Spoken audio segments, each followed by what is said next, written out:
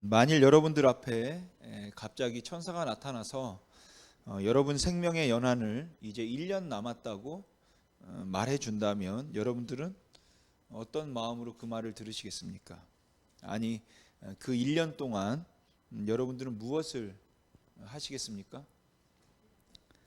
만일 하나님께서 오늘 밤에 제게 나타나셔서 이제 너의 생명이 1년 남았다라고 말씀하신다면 저는 처음에는 1년이라는 말에 굉장히 당혹스럽겠지만 갑자기 좀 마음이 분주해질 것 같기도 합니다. 1년 동안 뭘 준비해야 하나, 또 1년 동안에 뭘 어떻게 해야 하나, 이런 것들로 마음이 좀 복잡해질 것 같은데, 물론 뭐 실제 그런 상황이 되면 제가 어떻게 반응할지는 잘 모르겠지만 그냥 현재 제 심정 같아서는 그냥 그렇게 가는 것도 나쁘지 않을 것 같기도 한데, 아이들이 아직은 어리고 또 부모의 손길이 필요하니까, 그리고 뭐 아내 혼자 고생하고 또 굉장히 꼼꼼하지 못한 부분이 마음에 걸리니까 히스기야처럼 15년 아니 20년 정도 아이들이 독립할 수 있는 그 시기까지는 더 살게 해달라고 기도할 것 같기도 합니다. 내일 지구의 종말이 온다고 해도 나는 오늘 한 그루의 사과나무를 심겠다라는 유명한 말이 있습니다. 범신론자 철학자였던 스피노자가 모든 일은 자연 법칙에 의해서 발생하는 것이라 인간이 그것들을 거역할 수 있는 건 아무것도 없다라는 의미에서 이 말을 했다는 주장도 있고, 마지막 순간까지 하나님 앞에서 최선을 다하겠다는 의미로 루터가 청년 시절 일기장에 썼던 글이라는 주장도 있습니다. 마틴 루터가 조금 더 앞세대 사람이니까 루터가 먼저 한 말이라고 말해도 될지 모르겠습니다. 여러분, 어차피 각자 생명의 연한이 어떻게 되는지 모르기 때문에 그냥 일상에 충실하게 살다가 주님의 재림을 맞이하든 아니면 개인적인 임종을 맞게 되겠지만, 만일 제게 주어진 시간이 아주 짧다는 것을 안다면 저는 아무 일도 없었던 것처럼 한 그루의 사과나무를 심지는 못할 것 같습니다. 왜냐하면 생명의 기한을 알고 나면 일상이라는 것은 별로 의미가 없기 때문에 그렇습니다. 우리가 아무 일 없는 듯이 그냥 일상에 충실할 수 있는 것은 사실은 우리의 생명의 기한을 알지 못하는 데 있습니다. 느낌상으로 볼 때, 그리고 현재 저의 건강 상태를 볼 때, 특히 여전히 동안을 유지하고 있는 저의 외모를 볼 때는 저는 한 5, 60년은 너끈히 살 것 같습니다. 그렇게 앞으로 한 50년은 틀림없이 더 살겠다 싶기는 하지만 1년 남았다는 말이 아주 비현실적인 말로 들리지 않을 만큼 실제로는 1년도 남지 않았을 수도 있겠죠. 여러분, 1년도 남지 않은 삶을 50년 정도 남은 줄 알고 살다가 덜컥 임종을 맞이한다면 굉장히 당황스러울 겁니다. 그런데 반대로 1년 남은 줄 알았는데 50년을 더 살게 된다면 그것 또한 당황스러울 것 같아요. 50년인 줄 알 때 홀가분하게 살지, 아니면은 1년인 줄 알 때 홀가분하게 살지, 그건 잘 모르겠지만 하루하루를 대하는 자세는 아마 틀림없이 달라질 것 같습니다. 그런데 우리의 일상에 의미를 부여하는 것은 50년 남았다는 것이나 1년 남았다는 것이 아니라 그날을 우리가 알지 못한다는 것이 우리의 일상에 의미를 부여한다고 생각합니다. 물론 50년인 줄 알았는데 1년 남았다는 것보다는 1년인 줄 알았는데 50년인 것이 조금 더 다행스럽다고 우리가 다 생각하겠지만, 둘 다 속았다는 점에서는 큰 차이가 없다고 생각할 수 있습니다. 여러분, 베드로 사도가 만물의 마지막이 가까웠다, 말세가 되었다, 주님의 재림이 곧 임할 것이다 라고 말한 지 벌써 2000년이 지났습니다. 1000년이 하루 같은 주님은 거짓말을 하지 않은 것인지 모르겠는데, 베드로와 당시의 제자들이 정말 주님께서 곧 오실 것임을 믿고 매일 하늘을 쳐다보면서 살았더라면 과연 하루하루의 삶에 얼마나 성실할 수 있었을까 하는 것에 궁금증이 생기고, 또 그렇게 주님이 오실 날이 임박할 것을 기다리면서 모든 것을 포기하고 모든 것을 양보하고 주님 올 날만 기다렸다면 그렇게 30년을 살고 40년을 산 사람들은 얼마나 실망감이 컸을까라는 생각이 들기도 합니다. 그런데 여러분, 이런 주님이 오실 것이라고 기대했다가 오시지 않음으로 인한 실망은 주님이 이렇게 더디게 빨리 오지 않을 줄 알았더라면 내가 인생을 조금 더 즐길 수 있었는데 주님이 금방 오신다고 하는 바람에 내가 인생을 즐기지 못했다라는 데서 오는 아쉬움이나 실망은 아닐 겁니다. 여기 계신 분들도 인생을 다들 꽤 오래 사셨을 건데 어차피 일시적인 향락이 주는 즐거움의 한계를 여러분들도 다 알고 계실 겁니다. 그래서 그 오랜 세월을 살고 난 다음에 과거를 돌아보면서 내가 젊을 때 조금 더 화끈하게, 조금 더 화려하게 놀지 못했다는 것을 아쉬워하는 분들은 별로 없으실 거라고 생각합니다. 왜냐하면 그런 것들은 그렇게 연연할 만한 것들이 아닌 걸 우리가 오래 살다 보면 알기 때문이죠. 어차피 쾌락이 일시적인 것이라서 시간이 지나면 그만인 것임을 알고 있는 사람들은 주님이 일찍 오신다고 해서 그걸 못 누리고 그 즐거움을 못 느꼈다고, 주님이 일찍 오신다고 했는데 늦게 와서 그것을 못 누리고 그 즐거움을 못 느꼈다고 후회하지는 않을 겁니다. 아마 마찬가지로 주님의 재림이 아니라 우리의 죽음을 이것이 의미한다 할지라도 우리가 죽기 전에 좀 실컷 놀아보고 싶었는데 내가 이렇게 오래도록 살 줄 알았으면은 정말 더 즐겼을 건데 라고 후회하는 사람들은 없을 거예요. 물론 어떤 사람들은 아직도 이 순간의 쾌락이 꽤 오래 갈 것이라는 착각 속에 그 쾌락을 추구하는 사람들도 있기는 하지만 사실은 그것은 그냥 지나가는 것들이라는 거죠. 그러니까 이 당시에 사람들에게서 짐작할 수 있는 실망은 아마도 기대감이 채워지지 않음으로 인한 일종의 배신감 같은 것이지 않았을까 생각이 듭니다. 오늘 본문 7절 말씀을 보시면 이렇게 말씀합니다. 만물의 마지막이 가까웠으니 그러므로 너희는 정신을 차리고 근신하여 기도하라. 여러분, 주님이 오실 날이 가까웠다고 왜 기도를 해야 하죠? 무슨 기도를 해야 할까요? 이 구절을 좀 직역해 보면 만물의 마지막이 가까웠으니 그러므로 너희는 정신을 차리고 근신하여 기도할 수 있도록 하라. 그러니까 기도할 수 있도록 하기 위해서, 즉 기도가 막히지 않도록 하기 위해서 너희는 근신하고 절제해라 라고 이야기를 하는 거예요. 그리고 이건 마치 마지막이 가까웠기 때문에 우리가 정신을 바짝 차리고 근신해야 하는데 그 이유가 기도할 수 있도록 하기 위해서다 라는 말처럼 들린다는 거죠.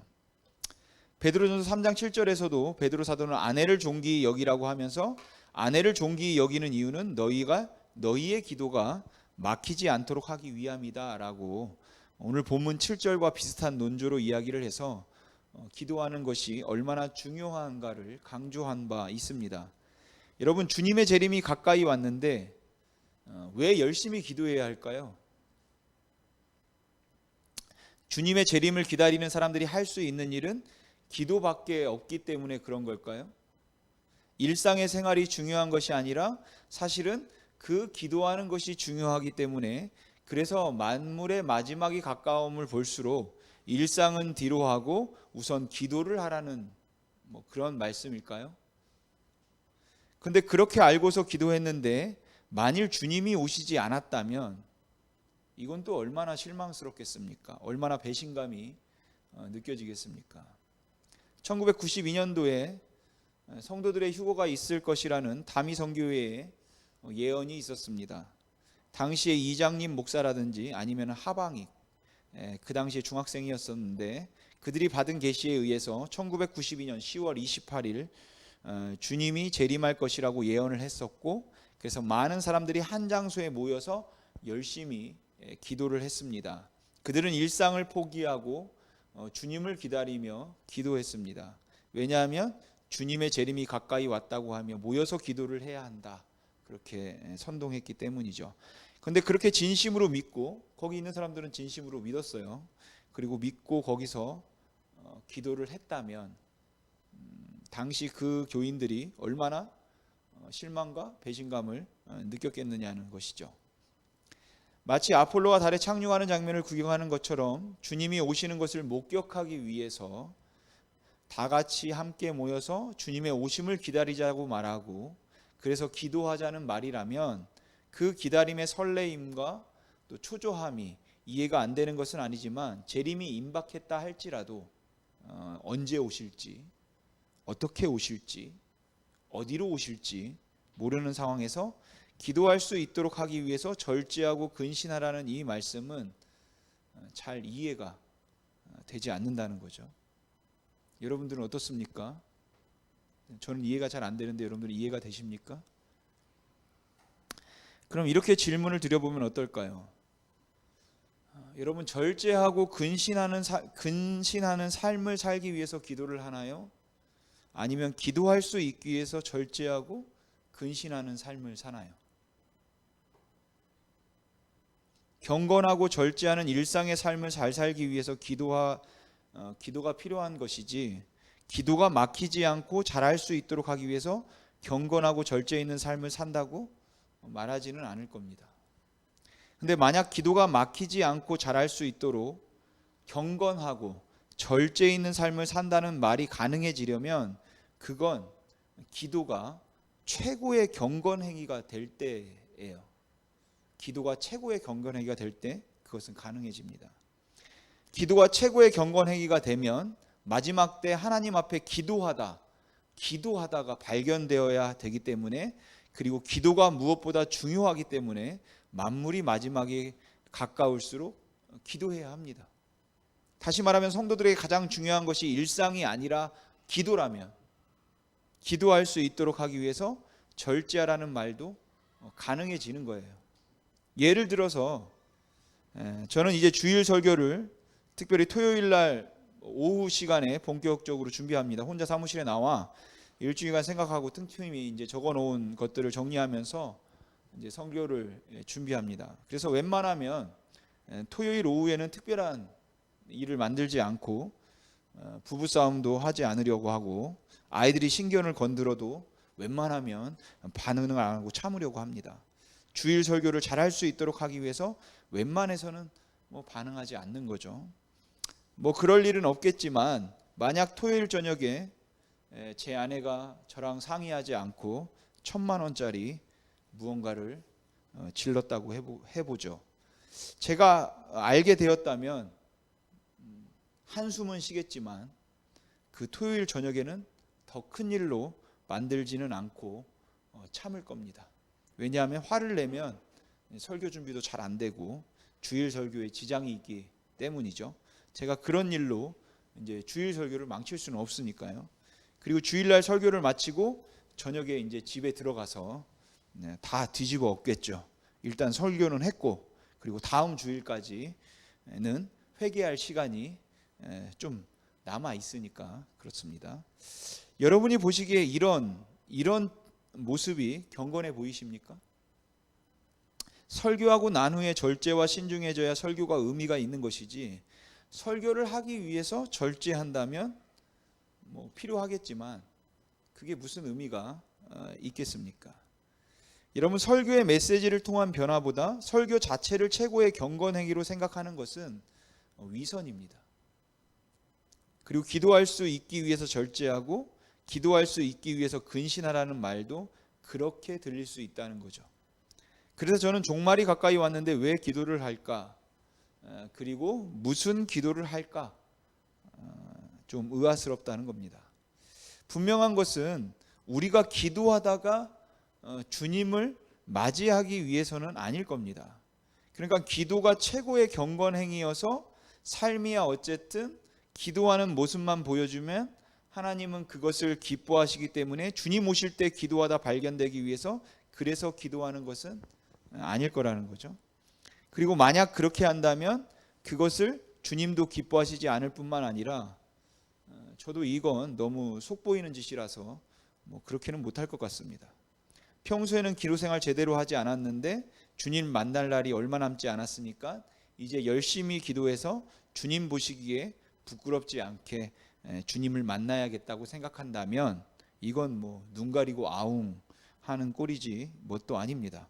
또한 기도를 최고의 경건 행위로 보는 그 이원주의의 한 일면일 뿐이죠. 물론 여러분, 기도를 할 수밖에 없는 그 절실함을 제가 폄하해서 드리는 말씀은 아닙니다. 기도를 최고의 경건으로 여기는 것에 대한 아쉬움에 대해서 말씀을 드리는 거죠. 예를 들면 이런 것입니다. 부모가 자녀에게 공부를 좀 하라고 말을 하고 이제 밖으로 나갑니다. 그리고 자녀가 공부를 잘하는지 보기 위해서 밖에서 살짝 자녀의 방을 엿보는 거죠. 그랬더니 공부는 하지 않고 이제 게임 삼매경에 빠져 있는 겁니다. 그런 후에 부모가 인기척을 내고 약간 뜸을 들인 후에 방문을 열고 들어갑니다. 그랬더니 자녀가 열심히 공부를 하고 있는 거예요. 부모가 들어온 것도 모를 만큼 집중해서 공부를 하는 것처럼 열공 모드를 발휘하고 있는 거죠. 그리고 그 자녀를 보며 부모가 이렇게 말합니다. 아, 우리 아들 우리 딸 공부 열심히 하네. 그리고 속으로는 이렇게 말하겠죠. 야, 속 보인다, 속 보여. 조금 전까지 게임한 거 다 아는데 공부하는 척이냐, 그러겠죠. 여러분, 기도는 최고의 경건 모습도 아니고, 기도는 신앙생활의 궁극적인 여러분 목적도 아닙니다. 여러분, 하나님을 온전히 바라보며 기도와야 말씀에 전념하겠다고 했던 중세 베네딕트 수도원이 있었습니다. 그 베네딕트 수도원 수도사들의 일과를 보면 정말 존경스럽습니다. 베네딕트 수도사들은 새벽 3시에 일어났다고 해요. 그렇게 새벽 3시에 일어나서 하루에 8번 기도를 했습니다. 하루에 8번씩 기도의 시간을 지켰고, 그리고 기도하는 시간 외에는 성경을 공부하거나 독서를 하거나 아니면 밭에 나가서 노동하는 일로 일과를 보내었습니다.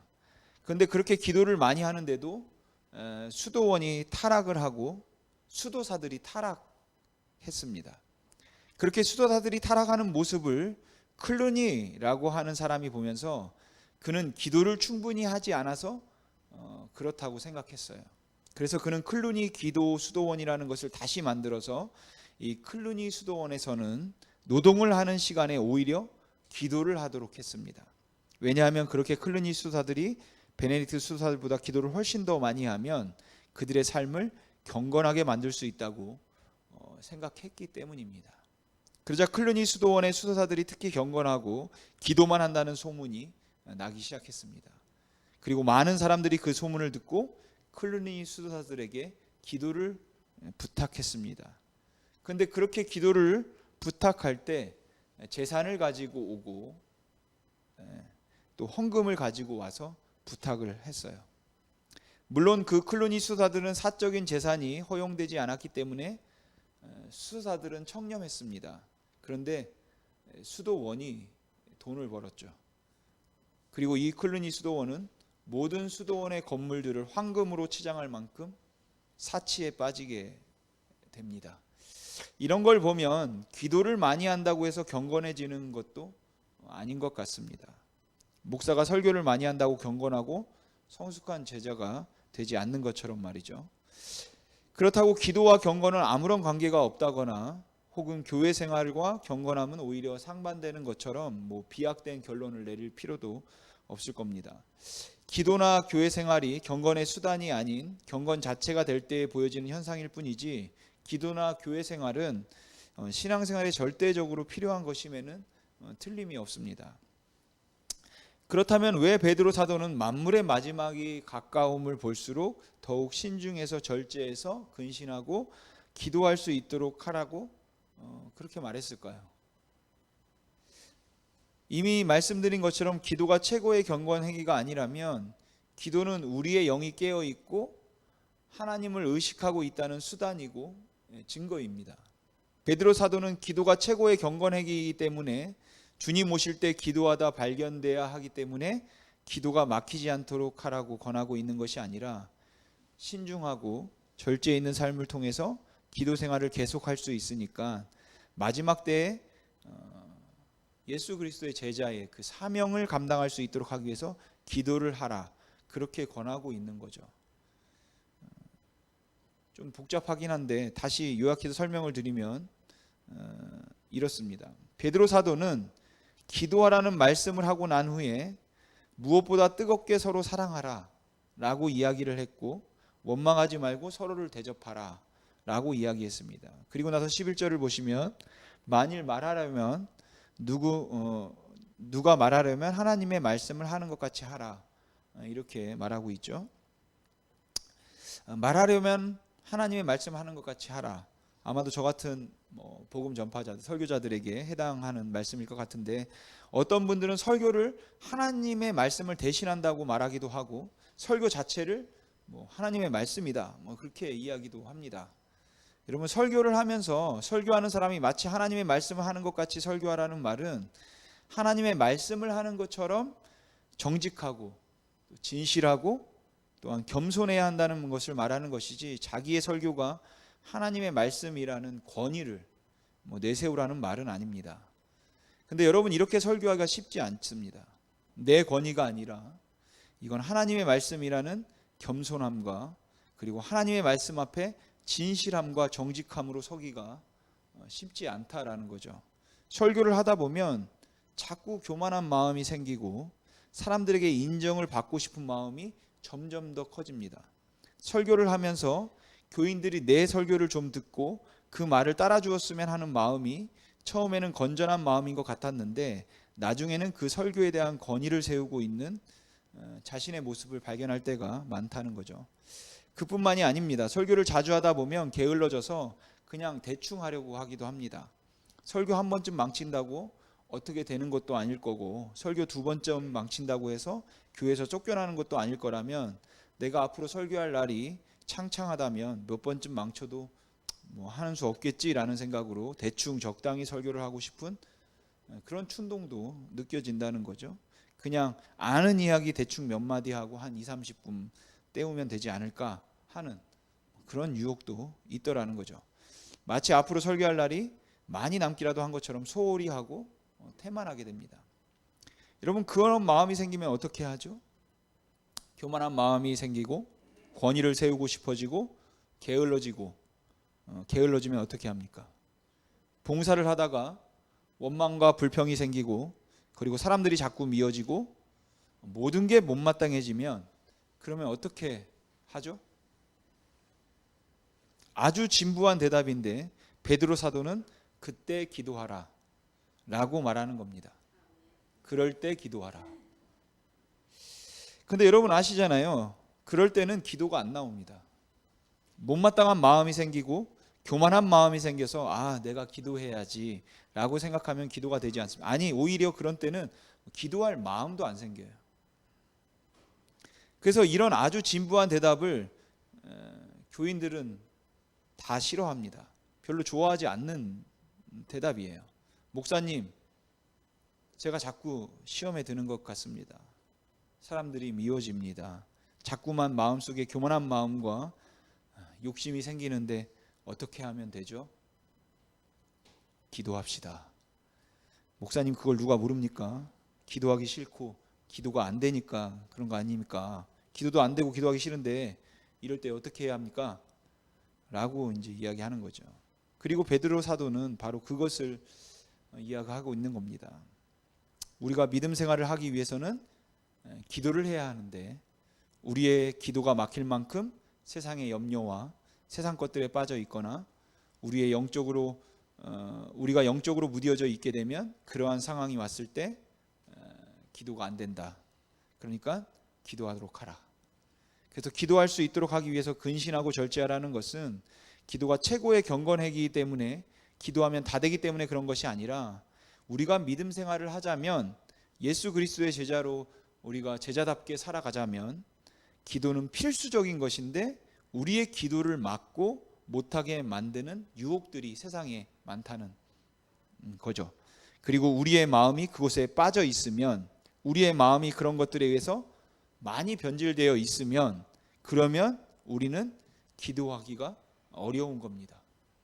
그래서 베드로 사도는 그 성도들에게 말하기를, 너희가 기도할 수 있도록 하기 위해서, 즉 그리스도의 제자로 살기 위해서, 말세를 제자답게 살기 위해서 기도하라 라는 것이에요. 그러니까 우리가 제자로 살아감에 있어서 제자로 살아가도록 하기 위해서라면 기도가 필수다. 우리가 약하고 흔들리고 넘어지기 때문에 기도가 필수다. 그래서 우리는 기도할 수 있어야 제자로 살아갈 수 있는 거다. 그런데 이 기도를 하지 못하게 만드는 많은 것들이 있다는 겁니다. 그 중에 절제하지 못하고 신중하지 않아서 우리가 삶 속에서 근신하여 깨어있지 아니하면, 그러면 우리의 기도가 막히게 되고, 그렇게 그 기도가 막히면 우리로 하여금 그리스도의 제자로 살아가지 못하게 만들 수 있다고 베드로 사도가 지금 말하고 있는 거죠. 여러분, 기도할 마음이 생기지 않으면 우리는 이미 벌써 심각한 병이 든 겁니다. 왜냐하면 기도가 궁극적인 목적은 아니지만 우리의 영적인 상태를 점검할 수 있는 아주 중요한 잣대가 되는 것은 틀림없기 때문입니다. 때로는 머릿속으로는 이럴 때는 기도해야 되는데, 이럴 때는 내가 기도해야 되지, 알고는 있는데 기도를 할 수가 없습니다. 머리로만 알 뿐이지 기도할 마음이 생기지 않는다라는 거죠. 왜 그렇습니까? 어느 때는 깊은 죄에 빠져 있어서 그렇고, 어느 때는 자기의 자아가 너무 강해서 그렇고, 어느 때는 세상에 있는 것들에 마음이 빼앗겨서 그렇고, 어느 때는 하나님보다 사람이 더 크게 보여서 그렇고, 어느 때는 뭔가를 이루겠다는 내 욕심이 너무 커서 그렇기도 합니다. 제게 주어진 날들이 그렇지 많지 않다는 것을 인식한다면, 주님의 재림이 임박했음을 인식하며 산다면 놓을 수도 있고 또 버릴 수도 있는 것들인데, 그럴 것 같은데 당장의 것들에 마음이 빼앗기면 그것을 놓을 수 있도록 도와달라는 그 기도조차도 할 수 없다라는 거죠. 기도하지 않고 기도할 수 없으면 여러분, 영적인 병의 증세가 심각하다는 의미입니다. 그리고 우리는 이 증세의 심각성을 우리가 알아야 한다라는 거죠. 단순히 기도를 하지 않는 게 죄가 되는 것도 아니고, 기도하고 있음이 곧 경건에 이른 상태를 여러분 의미하는 것도 아닙니다. 하지만 하나님이 기뻐하시는 일에 깊은 관심을 가지고 제자로 살아내지 못함은 주님을 온전히 바라보지 못함이고, 주님을 온전히 바라보지 못함은 기도하지 못함을 통해서 나타나는데, 기도를 하지 못하는 것들이 너의 삶을 방해하지 않도록 신중하라고 베드로 사도가 권하고 있는 것이죠. 결국 이 이야기의 끝은 주님의 날이 가까울수록 제자답게 살라는 말인 것입니다.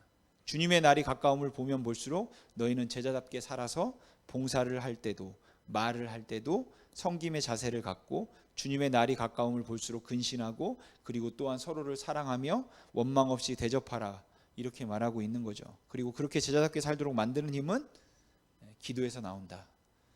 그 말을 베드로 사도가 하는 겁니다. 여러분, 무엇이 지금 여러분의 기도를 막고 있습니까? 세상의 분주함입니까? 세상의 염려입니까? 기도가 최고의 경건은 아니라는 인식에서 비롯된 지적 교만함입니까? 습관적인 죄입니까? 아무리 기도해도 달라지지 않는 데서 오는 실망감입니까? 근데 여러분 아십니까? 그것이 어떤 이유이든 우리가 기도하지 않으면 우리의 심령은 메말라 가고, 우리의 마음과 생각은 주님이 아닌 다른 것들로 점점 더 채워지더라는 것이죠. 다시 말씀드리지만 기도가 최고의 경건도 아니고 경건 생활 자체도 아니지만, 경건하게 살고자 하는 그리스도인들에게 기도는 절대적으로 필요함을 여러분 잊지 마시기 바랍니다. 삶이 중요합니까? 기도가 중요합니까? 일상이 중요합니까?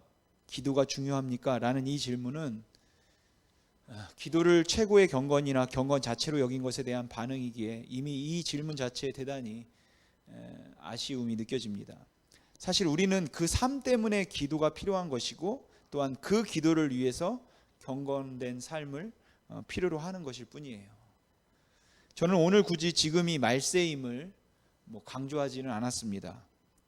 2000년 전에도 말세라고 했고, 제가 지금은 말세의 끝, 말세지말이라는 설교를 들은 지도 벌써 한 30년은 지난 것 같습니다. 요즘의 정세를 보거나 현상을 볼 때는 요즘은 아마 말세지말, 지말인 것 같다는 생각이 들기도 합니다. 또 한 20년 지나고 30년 지나고 나면 말세 지말이 될지도 모르겠습니다. 주님이 언제 오실지는 모르겠지만 저와 여러분에게 주어진 마지막 날까지 주님의 제자로 제자답게 살고 싶고 그렇게 우리가 살아갔으면 좋겠습니다. 그리스도인으로 살기 위해서 그리고 그리스도인으로 살고자 한다면 오늘날 우리가 경험하는 환경은 우리 주위에 있는 이 환경들은 기도의 끈을 놓지 말라고 권고하고 있다고 생각해요.